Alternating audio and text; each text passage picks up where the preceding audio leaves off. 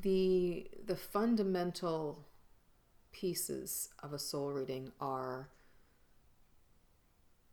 your soul theme, your sacred truth, your soul desire, and your core fear. And these are 4 elements that I learned in that Conscious Core Transformation training with Marilyn.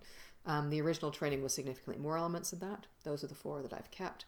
But they give you foundation pieces. This is what you and your soul sat down and decided before you came here. So it gives you the broad strokes. And then I augment that with the messages I get, the guidance I get, the nudges I get. When I ask a client a question, the answer will give me nudges in terms of where we're meant to go. So I'm combining my NLP, which is about beliefs and patterns, and following the threads of somebody's story. But in that, I feel like there's a running commentary from their soul or from the divine. So I'm getting these nudges and these bits and pieces of information that are relevant to what's going on with them. And I've been guided to do visualizations about something, and I had no idea where we were going, and it turned out that was exactly what they needed at the right time.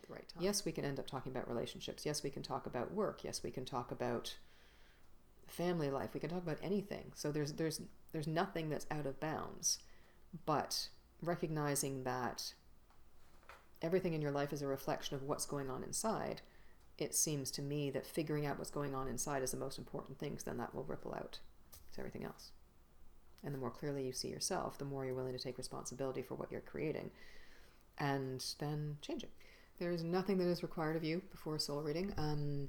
Get in touch with me. We'll set up a time. And that's, I know your name and I know when we're meeting, and that's all I need to know.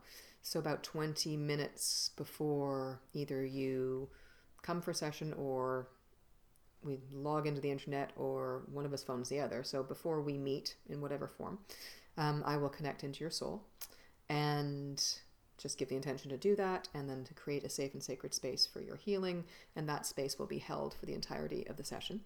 And the minute I connect in, what's happening more and more is I will start getting images and impressions and ideas and thoughts that I'll just make notes of before we've even started talking, and then that's what I will lead with when we start talking.